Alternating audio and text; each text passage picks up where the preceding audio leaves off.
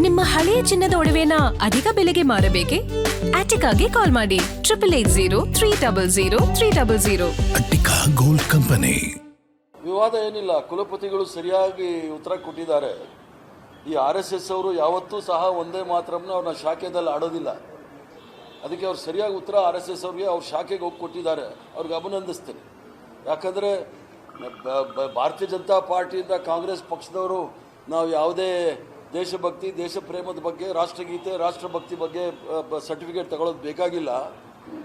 ಇವರು 1925ನೇ ಇಸ್ವಿಯಿಂದ 2026ನೇ ಇಸ್ವಿವರೆಗೂ RSS ಶಾಖೆನಲ್ಲಿ ಎಲ್ಲೂ ಸಹ ಒಂದೇ ಮಾತ್ರ ವಿಚಾರ ಮಾತಾಡೋದಿಲ್ಲ, ಒಂದೇ ಮಾತ್ರ ಹೇಳೋದಿಲ್ಲ. ಇವ್ರು ಹೇಳೋದೇ ಬೇರೆ ಯಾವುದೋ ವಸ್ತಲೆ ಅಂತಾರೆ.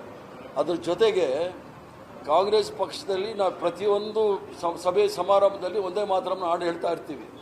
ಅದರ ಬಗ್ಗೆ ನಾವು ಇವ್ರ ಸರ್ಟಿಫಿಕೇಟ್ ಬೇಕಾಗೇ ಇಲ್ಲ. ಮೊದಲನೇ ಬಾರಿಗೆ ಒಂದೇ ಮಾತ್ರ ಆಡಿದಾಗ ಬಂಕಿಮ್ ಚಟರ್ಜಿ ಅವರು 1875ನೇ ಇಸ್ವಿನಲ್ಲಿ ಅವರು ಮೊದಲು 2 ಪಂಕ್ತಿಗಳನ್ನ ಆಡಿದರು. ತದನಂತರ 1882ರಲ್ಲಿ 2 ಪಂಕ್ತಿಯನ್ನು ಸೇರಿಸ್ತಾರೆ. ಅದನ್ನು ಅದನ್ನು ಎಡಿಟ್ ಮಾಡಿ ಗುರುದೇವ್ ರವೀಂದ್ರನಾಥ್ ಠಾಗೂರ್ ಅವರು ಅಧಿಕೃತವಾಗಿ 2 ಸಾಲುಗಳು ಹೇಳ್ತಕ್ಕಂಥದ್ದು ಹೇಳ್ತಾರೆ.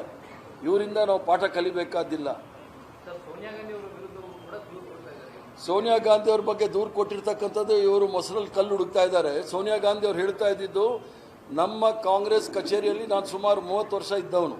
ಪ್ರತಿ ಸಭೆ ಸಮಾರಂಭದಲ್ಲಿ ನಾವು ಒಂದೇ ಮಾತ್ರ ಹಾಡು ಹೇಳ್ತೀವಿ. ಆ ಒಂದೇ ಮಾತ್ರ ಹೇಳ್ತಾ ಇದ್ದವರು ತಪ್ಪು ಹೇಳ್ತಾ ಇದ್ರು ಅಂತ ಸೋನಿಯಾ ಗಾಂಧಿ ಅವ್ರು ಹೇಳಿದ್ದವ್ರಿಗೆ. ತಪ್ಪು ಹೇಳ್ತಾ ಇದ್ರೆ ಸರಿ ಮಾಡಿ ಅಂತ ಹೇಳಿ. ಈ ಅಮಿತ್ ಶಾ ತಡಿಪಾರಿಂದ ನಾವೇನು ಕಲಿಬೇಕಾದಿಲ್ಲ.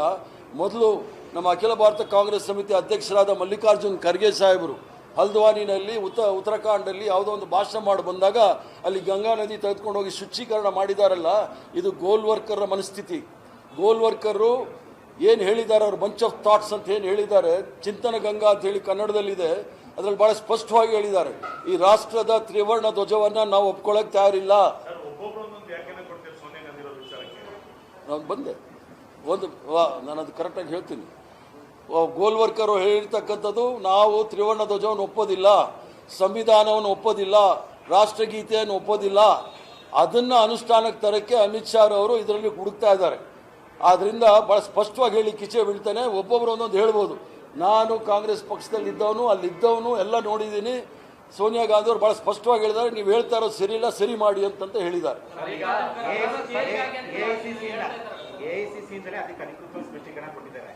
ಹಿರಿಯರಾಗಿರುವಂತಹ ಖರ್ಗೆ ಅವರಿಗೆ ಚೇರ್ ತಂದ್ಕೊಡಿ ಅಂತ ಸೋನಿಯಾ ಗಾಂಧಿ ಹೇಳ್ತಾ ಇದ್ರು ಅಂತ ACC ಹೇಳ್ತಾ ಇದ್ದಾರೆ.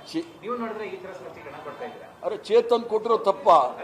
ಇರಿ, ಚೇರ್ ಒಂದು ನಿಮಿಷ, ಚೇರ್ ತಂದು ಕೊಡಿ ಅಂತ ಹೇಳಿದ್ದಾರೆ. ಅಷ್ಟಕ್ಕೆ ಸ್ಟಾಪ್ ಅಂತ ಹೇಳಿದ್ದಾರೆ ಅವರು. ಸ್ಟಾಪ್, ಅವ್ರು ಅವ್ರು ನಿಲ್ಲಕ್ಕೆ ಆಗ್ತಾ ಇಲ್ಲ, ಚೇರ್ ತಂದು ಕೊಡಿ ಅಂತ ಹೇಳಿದ್ದಾರೆ. ತಪ್ಪ ಅದು?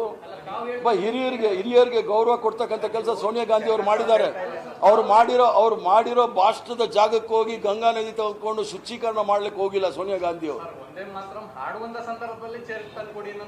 ಒಂದೇ ಮಾತ್ರ ಮಾಡುವಾಗ ಯಾರು ಕದಲಂಗಿಲ್ಲ, ನೆಟ್ಟಿಗೆ ನಿಂತ್ಕೋಬೇಕು. ನಿನ್ನೆ ಬಿಜೆಪಿ ಆಫೀಸಲ್ಲಿ ಸ್ವತಂತ್ರ ದಿವಸ ಒಬ್ಬ ಬಿಜೆಪಿ ಶಾಸಕರು, ವಿಧಾನ ಪರಿಷತ್ತಿನ ಶಾಸಕರು ಯಾವ ರೀತಿ ತ್ರಿವರ್ಣ ಧ್ವಜಕ್ಕೆ ಗೌರವ ಕೊಟ್ಟಿದ್ದಾರೆ ಅಂತ ನೋಡಿ. ಹಿಟ್ಲರ್ ಶಾಹಿ ತೋರಿಸ್ತಾ ಇದ್ದಾರೆ. ಅದಕ್ಕೆ ಕೊಡಬೇಕಾದಂಥ ಗೌರವ ಕೊಟ್ಟಿಲ್ಲ. ಇರಿ, ಅದು ಸುದ್ದಿ ಏನಾಗಿಲ್ಲ. ಇದು ಅಮಿತ್ ಶಾ ಅವರ ಕುತಂತ್ರಕಾರಿ. ಅವರು ಏನು ಗೋಲ್ವರ್ಕರ್ ಅವರ ಏನು ಚಿಂತನೆ ಇತ್ತು, ಚಿಂತನ ಗಂಗಾ, ಅದರ ಎಲ್ಲ ಅಂಶಗಳನ್ನು ಅನುಷ್ಠಾನಕ್ಕೆ ತರಲಿಕ್ಕೆ ಒಂದೊಂದೇ ಹೆಜ್ಜೆ ಇಡ್ತಾ ಇದ್ದಾರೆ. ಅದು ಈ ದೇಶದಲ್ಲಿ ಸಾಧ್ಯ ಇಲ್ಲ.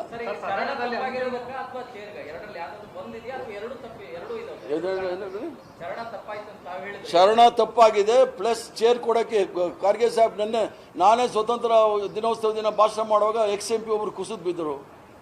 ನಾವೇನಾದರೂ ರಾಷ್ಟ್ರಗೀತೆ ಆಡುವಾಗ ಅವರು ನೆಟ್ಟಿಗೆ ನಿಲ್ಬೇಕಾಗುತ್ತೆ, ಕದಲಂಗಿಲ್ಲ. ಅದಾಗಬಾರ್ದು ಅಂತೇಳಿ ಅವ್ರು ಚೇರ್ ಕೊಡೋಕ್ಕೆ ಹೇಳಿದ್ದು. ನನಗೆ ಉತ್ತರ ಬೇಕಾಗಿರೋದು ಅಮಿತ್ ಶಾ ಹತ್ರ.